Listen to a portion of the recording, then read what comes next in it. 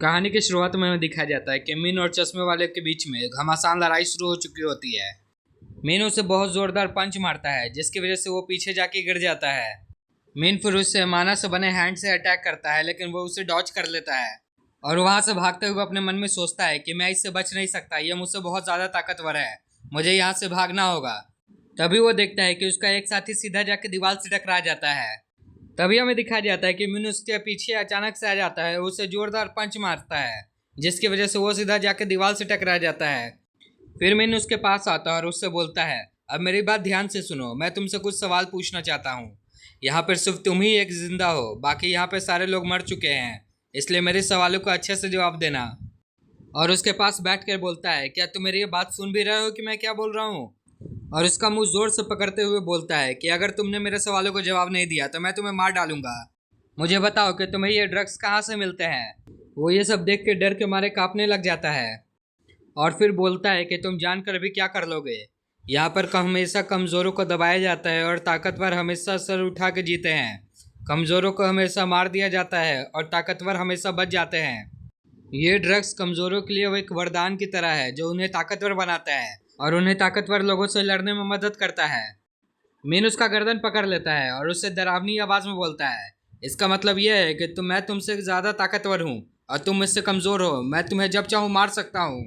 मैं तुमसे आखिरी बार पूछ रहा हूँ कि ये ड्रग्स तुम्हें कहाँ से मिले, मुझे बता दो। फिर हमें दिखाया जाता है कि वो जैसे ही कुछ बोलने वाला होता है उसकी बॉडी ग्लो करती है और वो वहीं पे ऑन द स्पॉट मर जाता है। मिन ये सब देख के अपने मन में बोलता है कि आखिर ये ड्रग्स बनाया किस कमीने ने है। फिर हमें दिखाया जाता है कि बाहर सिजुन और युवा मिन का इंतज़ार कर रहे होते हैं। फिर सिजुन युवा से बोलता है कि बिग सिस, तुम्हें नहीं लगता कि बिग ब्रदर कुछ ज़्यादा ही चेंज हो चुके हैं 10 सालों के बीच में? युवा बोलती है कि हाँ, तुमने सही कहा, वो बहुत ज़्यादा ही ताकतवर हो चुके हैं और बहुत ज़्यादा निर्दयी भी। हमारे लिए बस वो 10 साल ही हो, लेकिन वो उनके लिए दूसरी दुनिया में वो लगभग 100 साल के बराबर था। सेजुन बोलता है कि हाँ, तुमने सही कहा, मुझे ऐसा लगता है कि मेरे ब्रदर ने अंदर से कुछ खो दिया है, कभी कभी तो मुझे वो इंसान ही नहीं लगता। फिर युवा बोलती है कि अगर मास्टर ने अपने आप को खो भी दिया है तो उनका नेचर अभी भी वैसा ही है, वो फिर से अपने आप को एक दिन ज़रूर ढूंढ लेंगे। तभी हमें दिखाया जाता है कि वहाँ पे मीन आ जाता है और उनसे पूछता है कि मैंने क्या खो दिया है। तो सिजुन बात हटाने के लिए बोल देता है कि नहीं, कुछ भी नहीं। फिर मीन उन्हें बताता है कि मैंने पूछताछ में पता किया है कि उनका मेन हब चाइना में है। इससे पहले कि वो मुझे और कुछ भी बता पाता, माना ओथ की वजह से वो वहीं पे मर गया। तो सिजुन बोलता है कि ठीक है, तो अब हमें यहाँ से चलना चाहिए।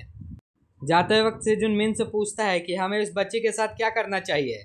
तभी युवा बोलती है कि हमें इसके पेरेंट्स को ढूंढना चाहिए, इसके पेरेंट्स अगर नहीं मिलते हैं तो हमें इसकी देखभाल के लिए एक जगह ढूंढनी चाहिए। मीन इधर अपने मन में सोच रहा होता है कि अगर इनका मेन हब चाइना में है तो उन्होंने ज़रूर डिस्ट्रीब्यूशन के लिए कोई एक जगह डिसाइड की होगी। फिर हमें एक क्लब का सीन दिखाया जाता है।